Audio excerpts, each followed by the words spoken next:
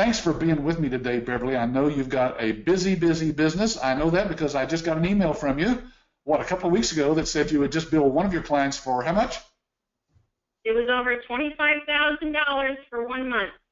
Yikes. I'll bet there's a lot of people on here that would like to have a little piece of that. Oh, and my husband too.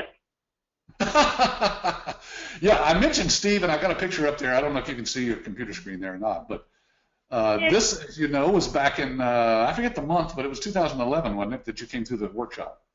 It was May 2011. And yeah. look, he doesn't have hardly any gray hair. You're saying that he's grayed working with you in this business over the past 5 years, huh? Yeah, he's grayed a lot, but still looks. And there you are with a Dallas Cowboys shirt on there, it looks like. You bet.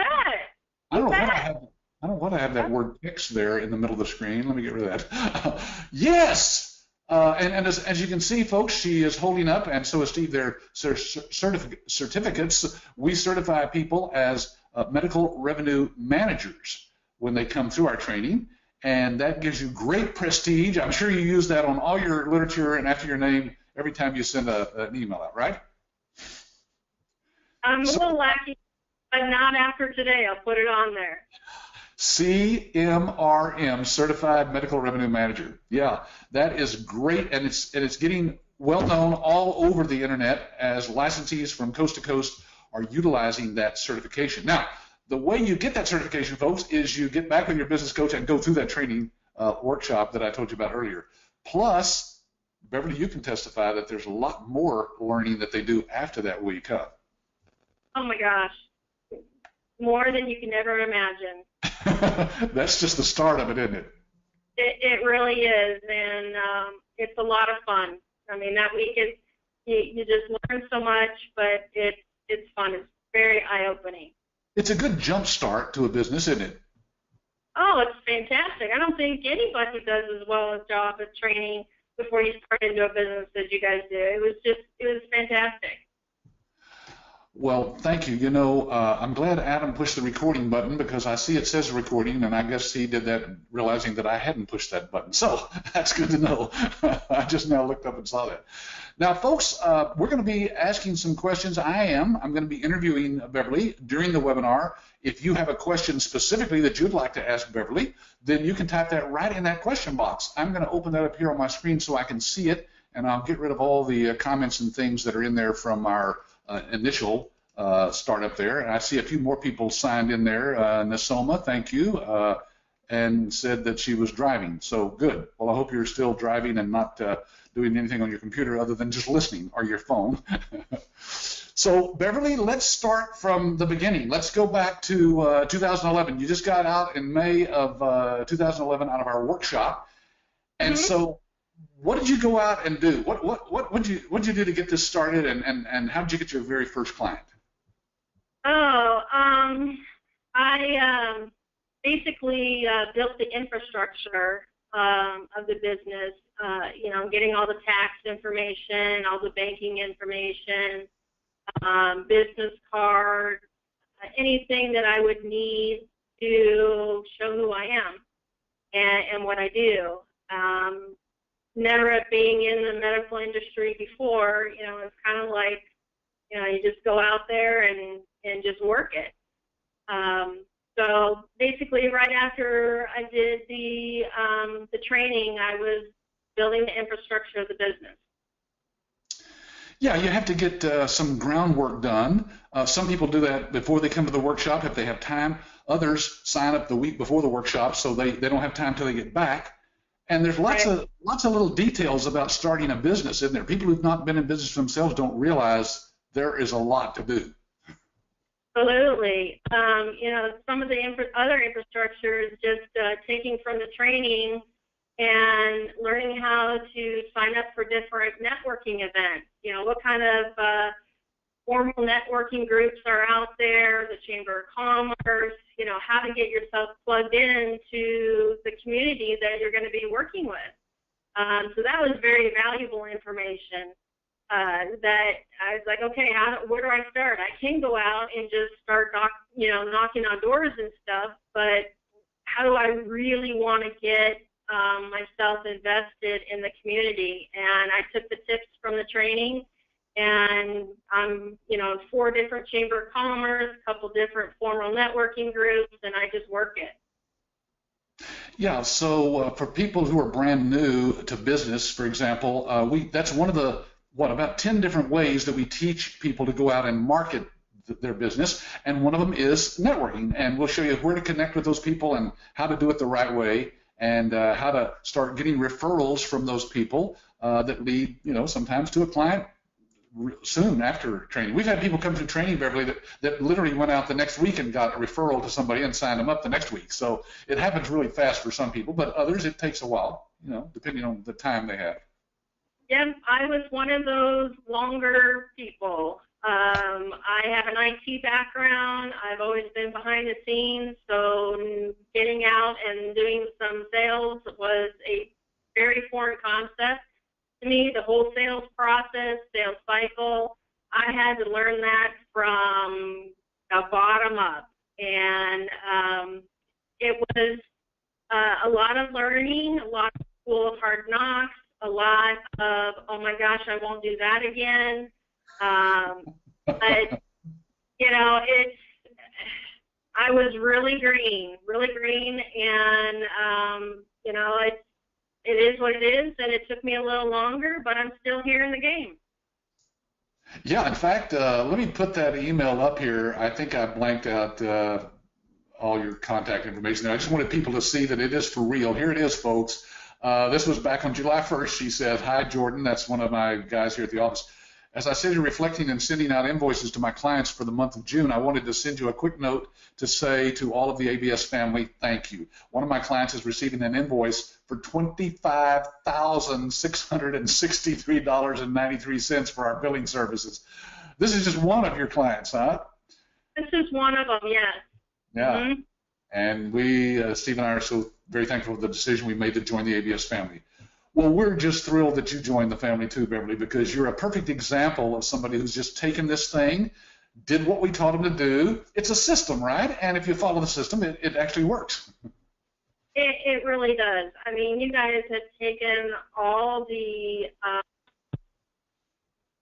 steps that we would have to do from scratch, and basically built that business model, and we just follow it. And, all the support, all the work that you guys have put into building the business model, and then saves us so much time and energy of having to really find out how to do things on our own. Yeah. Several people have typed in the same question here. Kadisha, Diane, is about, basically it boils down to how long did it take you to get your first client? It took me 11 months. 11 months for my first billing client. Now, I sold some of the other services earlier, but for my first billing client, it was 11 months. And I got that client through one of the networking groups that you'll hear about in training, and through that networking group, I actually stalked their LinkedIn connections, and they had several different doctors as their LinkedIn connections, and I got an introduction to the provider that way. So I used the networking group to get connected to the LinkedIn social media, and that's my first client. In fact, I just talked with them earlier today, and I've been doing his billing since May of 2012. Wow. So, Beverly, what do you think took you so long? What was it that, were you doing other things? Were you working another job, or you just didn't know what you were doing out there? Yeah, I didn't know what it was. It definitely was the sales learning process for me. It was literally teaching somebody in preschool how to sell, and going through kindergarten, learning this, and all the way up, and really how to ask those right questions and get into the key decision makers. I don't know if call me a slow learner on this, But, you know, I'm glad that I went through the learning process as I did, because it's made me, I think, a better person in front of those key people now. I'm, you know, didn't come out of the gate saying, oh, you know, I got this down and, you know, just slap anybody as a client in there and, you know, kind of churn and burn kind of thing. I really built established relationships with these key people, and I've had them for years. Yeah, now let's talk about that for a second, because for some people that is the scariest part of starting not just this business but any business, right? Is they think I've got to go out and sell something, and in reality, as you remember, even though we all use that term, of course, we're selling something all the time, ourselves, to our spouse, to our children. In reality, it's more of a consulting type thing, isn't it? Why don't you explain the process there of getting the information from the practice and just showing them on bottom line, here's what you can do for them. Absolutely. It is, because doctors are doctors, business people, you know, kind of sketchy, and that's where we come in as the business mind, the voice of reason, and listen to them. And you have to listen to them, because sooner or later those pain points will come out, and that's when you catch them, and you know where you can go in and save them time, save them resources, and make them money.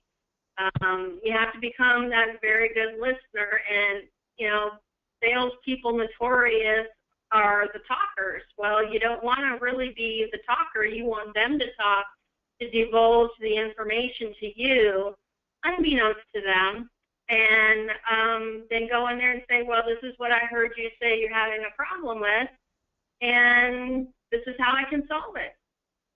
So it's kind of a lot of psychology in there, but once you understand that, you know, it's easy. Yeah, it's like we tell people, look, all you're doing is the same thing the doctor does when he or she sees you. They're trying to find out what pain you have so they know what the remedy is. Well, that's what you're doing, right? With the practice analysis that we teach you to do, you're trying to poke the pain, aren't you? Yeah, and I'll give you an example. I was at a gastro practice not too long ago, and I was having a meeting with the office manager, and she brought in her billing supervisor. Well, through the course of the conversation, the billing supervisor basically wanted to pat herself on the back on how well her team was running, which they were running very well. But in the conversation, she alluded to the high turnover of her staff, because she was hiring the 20-something type age group, and they were turning over, they were leaving every few weeks or every few months, and that's very costly. And the other thing that she was very prideful on and had a great handle on was that she was calling the insurance payers for denied claims, and she was also calling the patients as a collection person. So those two examples of, here you have a billing supervisor that is calling payers and patients, doing follow-up on denied claims or bad debt patients, and also having high turnover in her staff. Those were key indicators that her staff really was not going as smoothly as it could have been. So I didn't prompt her for that information. She divulged it to me, and I just sat there and listened, and then made my notes later on saying, hey, this is a pain point right here, because we know turnover is very costly for anybody. And why are you having a supervisor make those calls to payers and patients when you should have one of your staff members doing that? That just kind of blew me away. So I followed up later on with that analysis to the office manager, and she's still scratching her head. I'll bet. Well, so you just followed basically what we teach people, but like you said, Beverly, it takes some people different time periods. A lot of people have a lot of things going on in their lives too that kind of put it off. And we've had people, I would say on average, probably the average licensee will get a client within the first 30 to 90 days, something like that. But the real point of the whole story, that your story is that you are where you're at right now. And here it is 5 years later, and I'm showing you in a picture of a building here. What is this all about here? That is the corporate location of our business. I worked out of the house for a couple of years, and when my living room table had no more space on it for paper and everything else, I said, this is crazy. And one of the girls that was working with me and is still working with me, she says, hey, there's a building for rent not too far from here. And I said, oh, yeah, I've seen it. So that afternoon, I went, drove to the building, got the number, called the landlord, and that following first of the next month, we moved in. Wow. We've been here it was 2 years, April 1st, so 2.25 years. It's nice. And you're on the second floor. In fact, that's where you're at right now. Yes, I'm on the second floor at the top there, and then the two full-time girls and I are in that second floor, and then just this month, August 1st, I'm renting out the basement because I'm going to move down to the basement to make enough room for 2 more billing administrators because I'm in the process of hiring sales reps. And I want to have the space and all the equipment in place because when I close these other providers that I've got on my calendar and have the sales rep on board, it's just going to move like clockwork. And, it's all going to be ready, set, and go. So we just start funneling them in. All right. So you've built your business to where you have 2 full-time people, did you say, working with you now? Yeah, 2 full-time, and I have a part-time.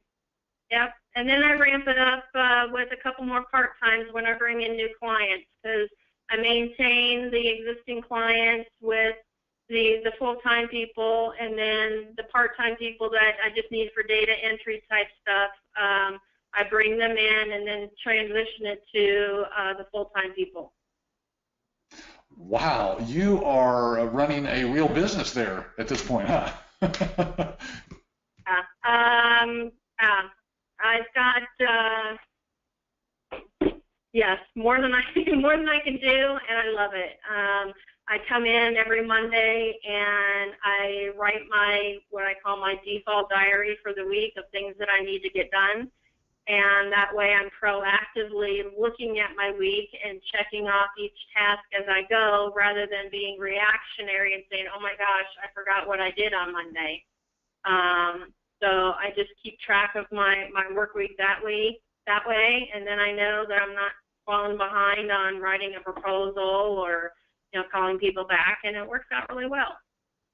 All right, so if we zoom in here and look at your shirt that you have on, you did that just for me. That's a Dallas Cowboys sweatshirt, isn't it? Absolutely. They are my favorite team, and you have some good years. You have some very long seasons of drought, but I am a Cowboy fan, been one ever since I was 4 or 5 years old, and when I come into Texas, it's just awesome.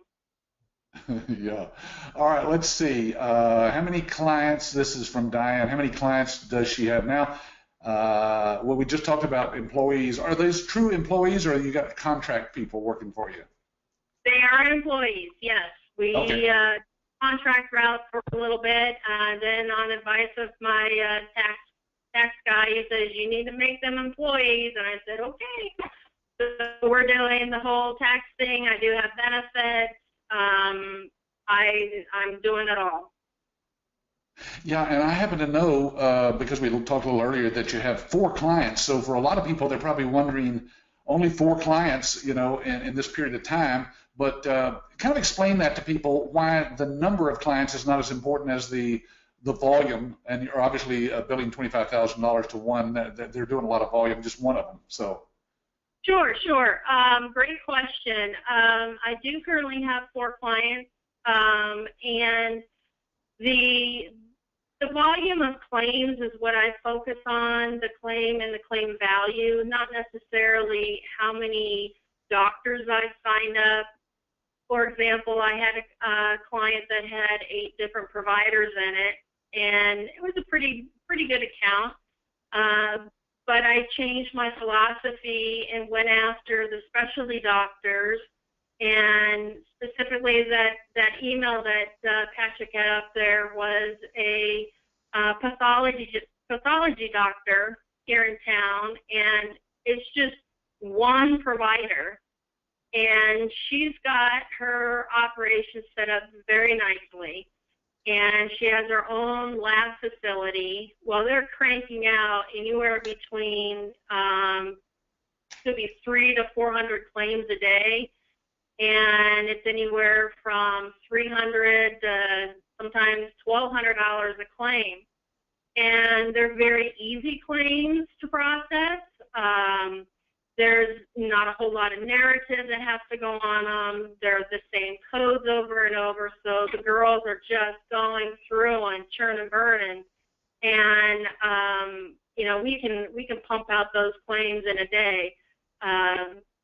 So I focus on the higher volume, higher claim dollar amount rather than the providers that you can have 8 providers in an office, but if it's, they get 100 claims a week, maybe they're $100 or $200. I'm working really hard for their money, where pathology doctor, I can really get some good revenue going. Yeah, so let's clarify this for the folks watching this for the first time. I'm sure they're trying to wrap their brain around this. You're actually billing the doctor a percentage of the money that's actually collected for the doctor. And so this $25,000, this is not the money you billed for the doctor, right? This is what you invoiced the doctor that they paid you. Correct. This particular doctor, for the last 5 months, she has received over $400,000 in reimbursement from the payers. So, in fact, the month of June, she made over $500,000 in reimbursement from the payers. So that $25,000 was my take-home from that particular provider. So she's making some good money. She's got a great niche, and I'm more than happy to stick next to her for as long as we can. Yes. Now, is she the one that you were telling me before we started the webinar? You were telling me about somebody that they're going through an audit, and so you're doing the claims, but you're not submitting them right now. That's correct. That's the same provider, yes. Going through an audit, and it's a Medicare audit, and it's just Medicare comes knocking whenever they want, and so we hold the claims, because if Medicare wants her to change something, we don't want to have to go back and resubmit claims as what we usually do. So we're holding them. And right now, this started July 1st. She's got over 3,100 claims that are on hold waiting for us to process. And it's over $635,000 just waiting for us to submit them. So as soon as that goes, I'm going to get another nice check. Cha-ching! Yeah, let's see. Oh, guys, there's so many questions coming in here. I got to start getting back to the questions here for a second. But first, I wanted to ask you, you mentioned earlier that, in those 11 months that you were working to get this first client, one of the questions was from Zishan, please explain how the ABS system support was instrumental in helping you attain clients. And you might even explain some of the services that you offered before you got your billing client. Yeah. I tell you what, I had a direct dial to Casey through the whole time. Well, support people here, yeah. I mean, I didn't know from contract writing to, what should I say? And he's dragging his feet. How do I prompt him? Anything to help me close that deal. And Casey was phenomenal. What percentage should I charge them? So many questions going through my mind. And, ABS, Casey sent me different templates of different contracts to look at, different questions to ask, anything that I asked him was ready and available right there on the LSS site and with Casey. And, I chatted with him. I cried, saying, oh, my gosh, what am I doing? He's probably sitting there, oh, I don't want to answer her phone call anymore. But, I never felt like I was pushed off or, they didn't have time for me. It was, they held my hand through the whole process. And I can't, for any of the prospects that have called in to me directly, I just tell them I couldn't have done it, and I couldn't be more pleased with the family at ABS. They just have really taken me under their wing, and I'm so happy to be able to share with them what I've done. And I vowed to myself that I never wanted to go back and work in corporate America, and thankfully, I found ABS, and they've made that dream come true, that I don't have to go work in a gray cubicle anymore. You were one of those cubicle people, huh? Hey, you mentioned the LSS. This is our licensee support site. That's how we refer to it, the LSS. And as you can see, folks, this is the news page. We have a blog news page there that when you sign in, you'll learn all about the new and latest stuff. We keep our licensees up on all that's happening out there.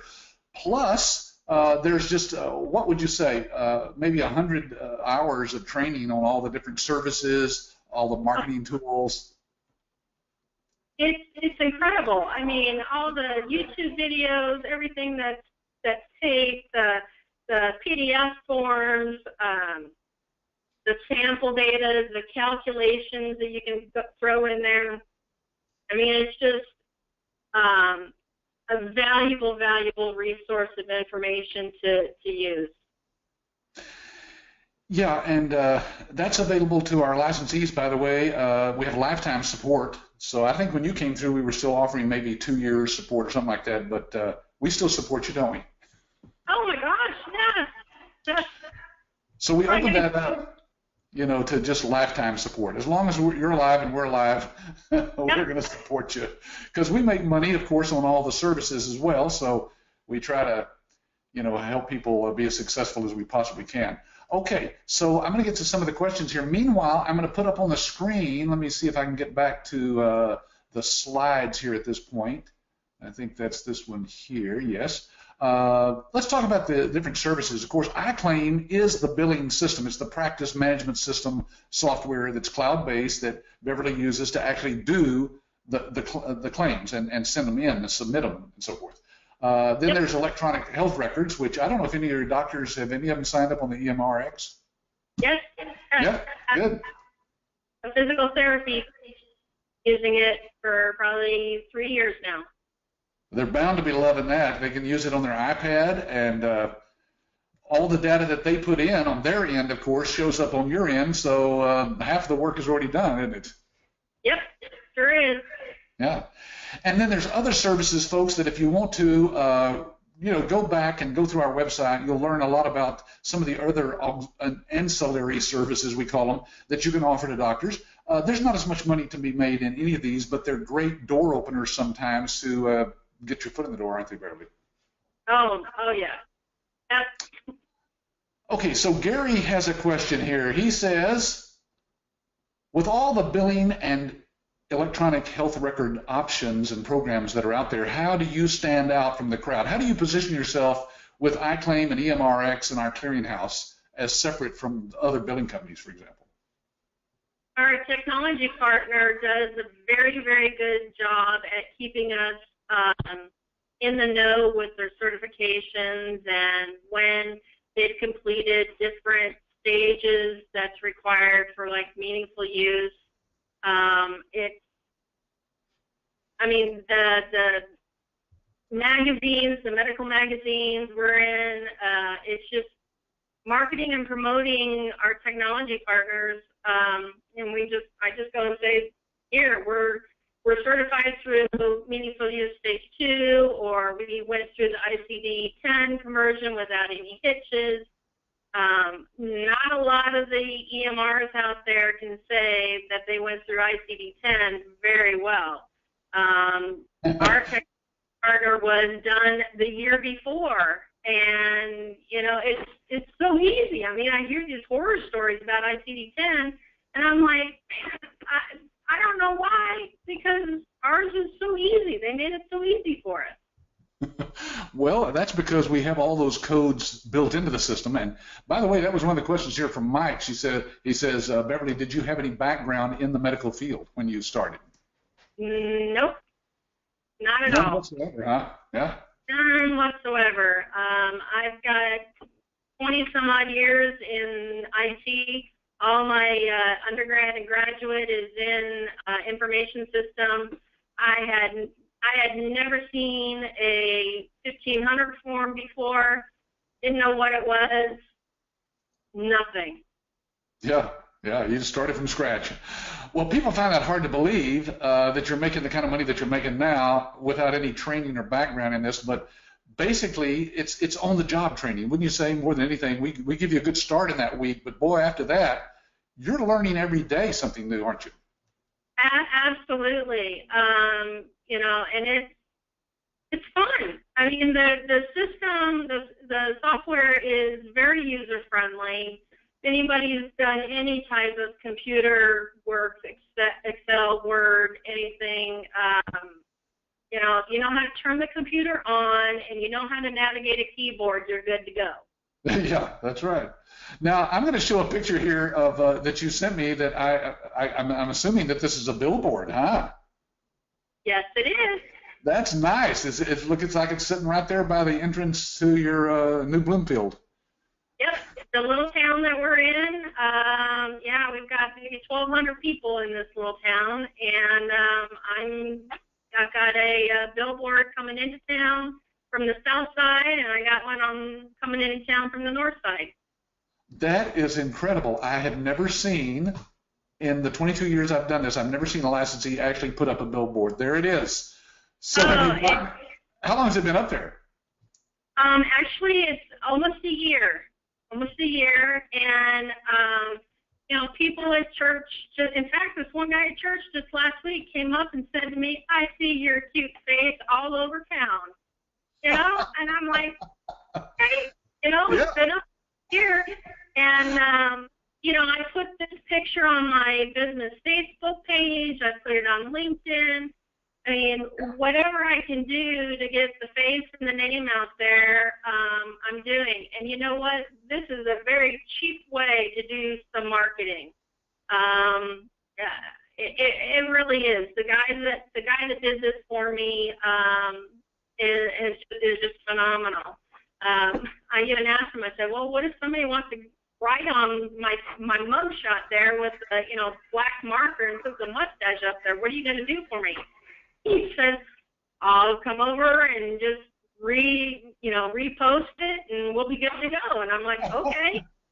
That's great. Yeah. And this is basically just keeping your name out there when you approach doctors in other ways of medical marketing, referrals, and things like that. They already know Medical Revenue Solutions because there's your company name right there, and they know your face, of course, from the picture.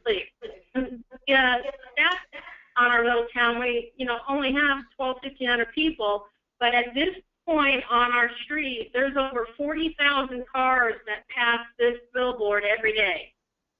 So, I mean, 40,000 cars, I can't reach that amount of people sitting here in the office or me driving around town.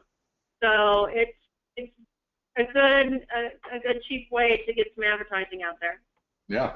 Hey, let me go back to that question that Gary asked the question about the what makes you stand out from the crowd. One of the things, Gary, is that not only do we have our own billing system and electronic medical record system, but we also have the clearinghouse. That's a part of our system, not separate. Mm-hmm. It's not a third-party clearinghouse like most billing companies have to send it to. We are the clearinghouse, and so that's why our rejection rate is nationwide is less than 2%. Oh, And yeah. Go it's a ahead.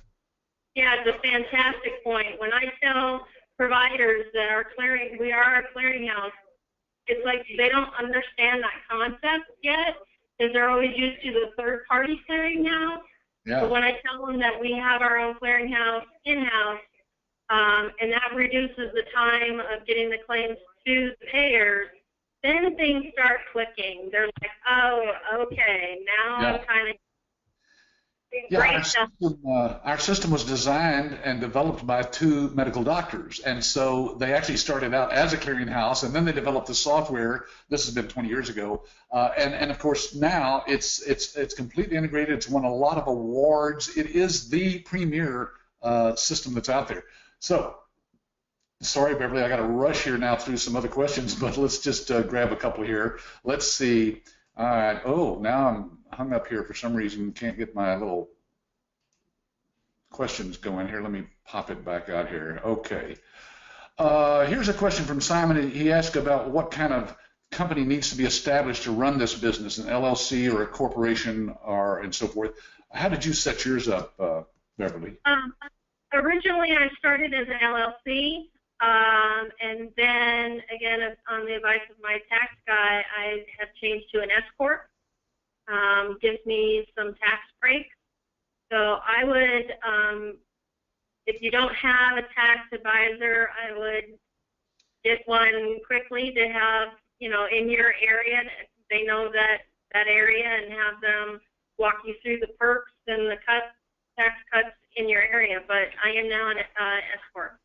Yeah, when people sign up to come to our workshop, in fact, we have an attorney that will speak with them at no cost and kind of give them some advice and direction as to maybe what's best for their situation. So, Simon, you just need to sign up and let our attorney kind of talk to you about that stuff.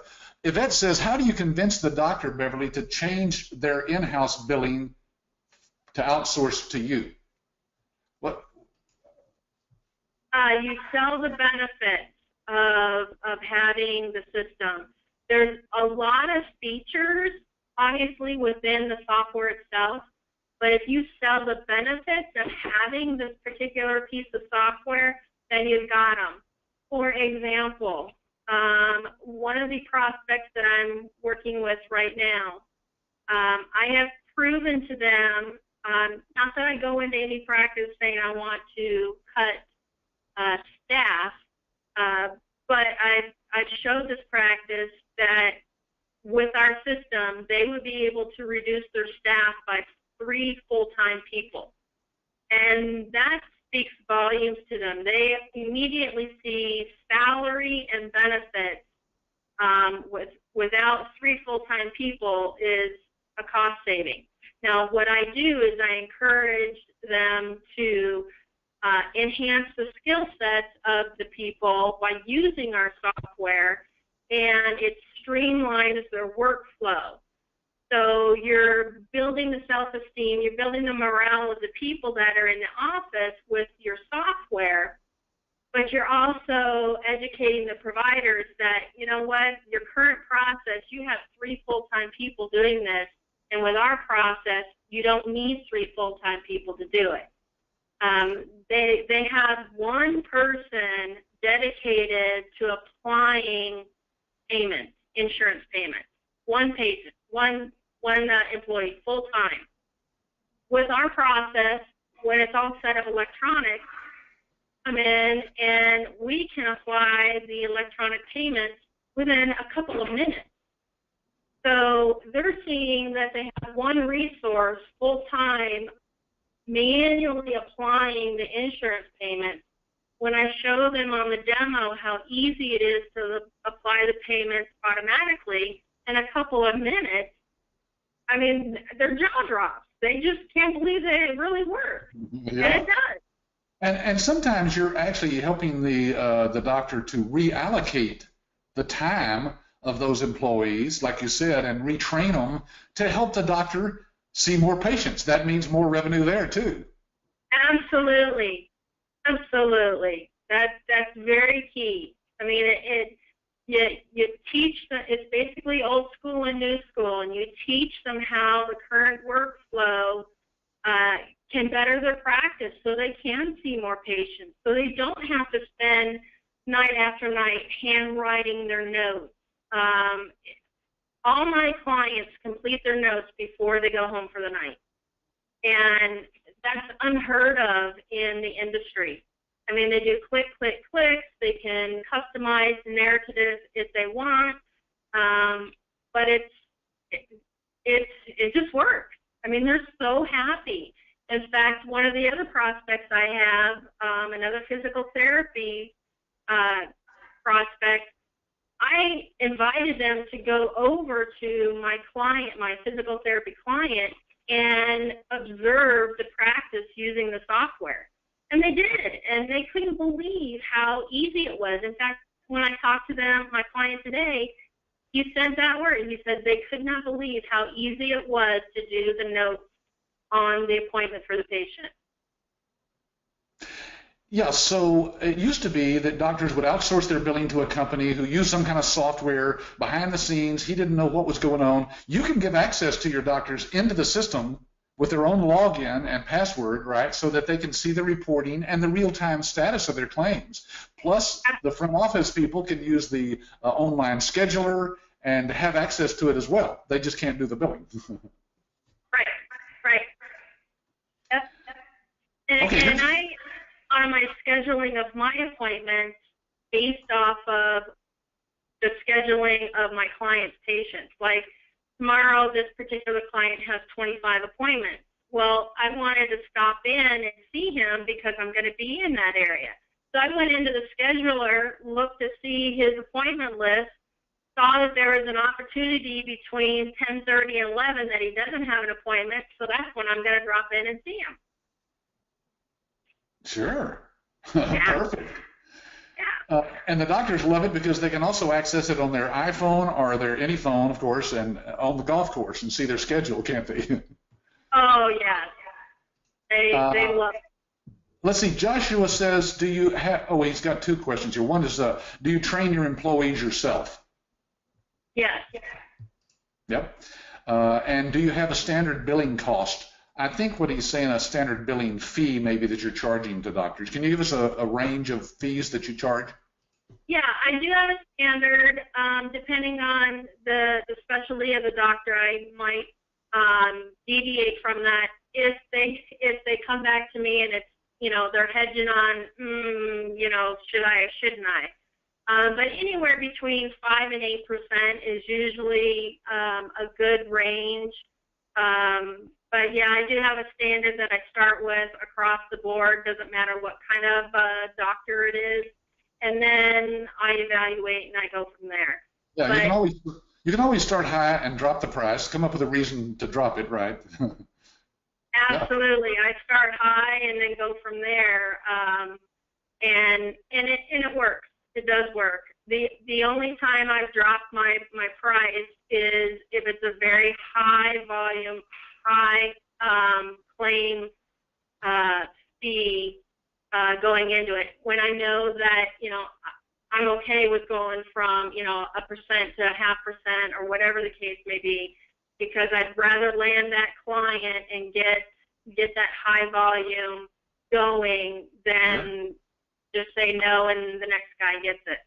Yeah, and like you said, it makes a difference too, whether it's $100 per claim average or $1,000 a claim. Absolutely. Yep. So you got to do a lot of analysis. You got to do a lot of listening, and that's why the practice analysis that Patrick talked about and that you learn in the training is so critical because it works. Yeah. Hey, Hey, I turned off my camera and turned it back on because your camera is actually frozen. You might try that, see if it kind of re-kicks back in there. Okay. Meanwhile, I'm going to ask, Kadisha is asking, what can you give us an idea of your annual revenue? We don't want to know, how much money you're pocketing necessarily. Can you give us a feel for how much you're billing, though, to doctors? Have you got some kind of annual number? Yeah, I have a goal for the business for 2016. I'm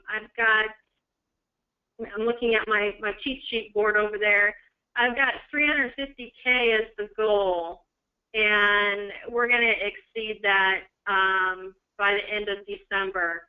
The next big thing that goal-wise that I have on my plate is to open up a second office location, and that's going to happen in 2017. So the sales goal is going to more than double next year.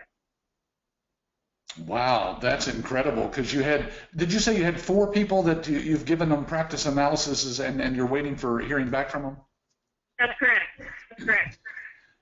Hey, can you turn your webcam back on, Beverly? Let's see if it comes back on live. It was just hung up a while ago, I think. Yeah, it kind of has that hourglass going around and around and around kind of thing. Well, we better not mess with that then. Okay, people can see. They can see a picture of us here. I'll put it up on the screen. There we go. And I'll turn off my camera. Oh, you're back. Okay, good. Okay, good. All right. Okay. And so I'm going to just put us up there, I think, full screen at this point.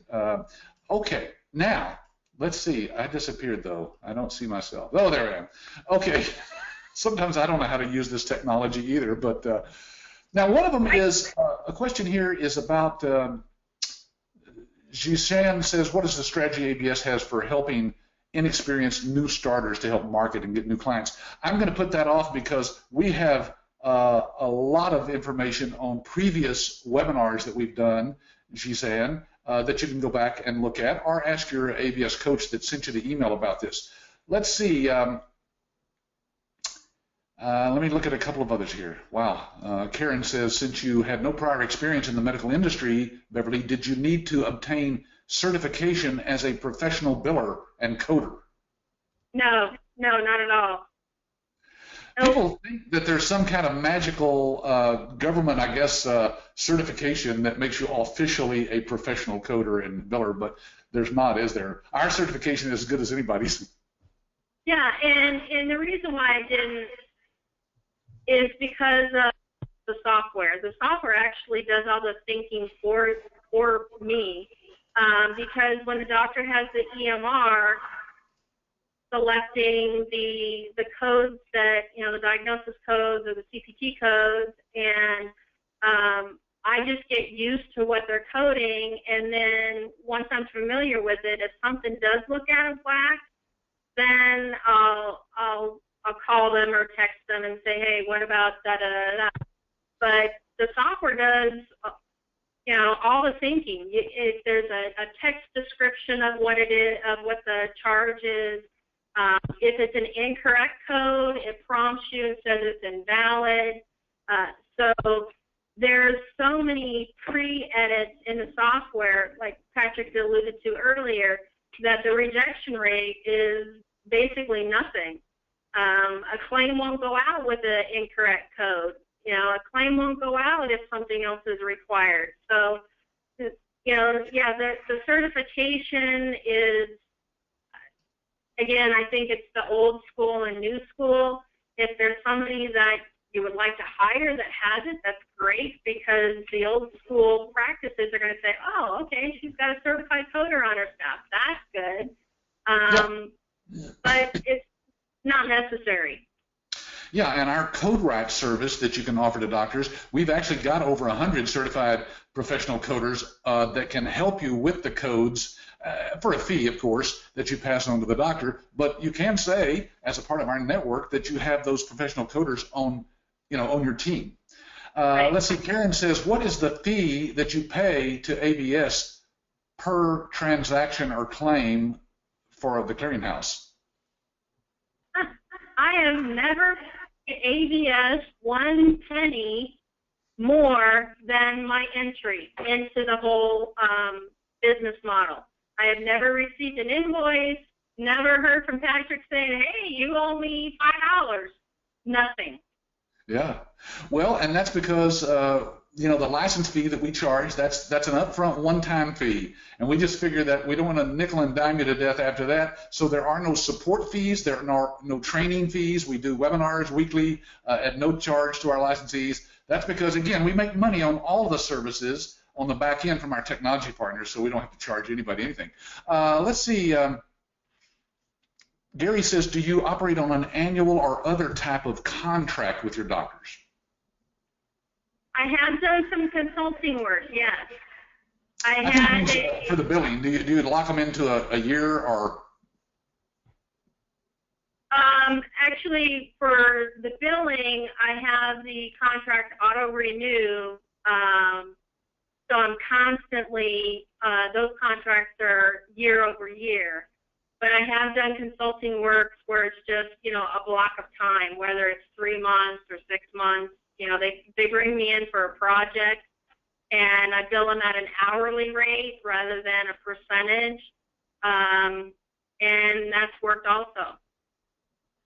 Shreen's asking, how often do you do the claims yourself, or does your staff do all your billing now? They do it all. You're just a supervisor.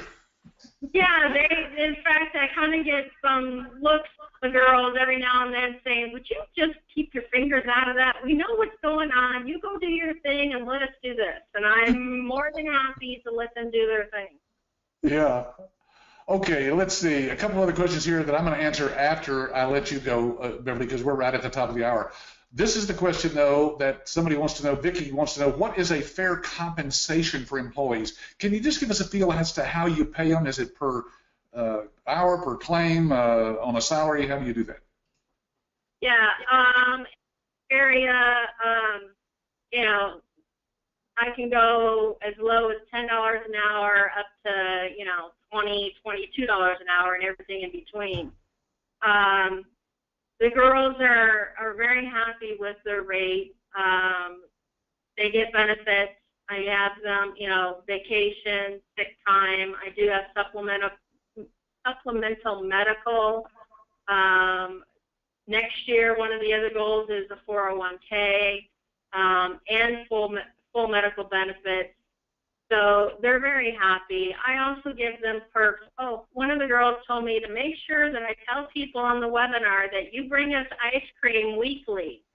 So they love all the little perks. I get them gift cards for, you know, those Visa gifts for jobs well done. I give them little perks. I bring in pizza, and they are more than happy with the little perks.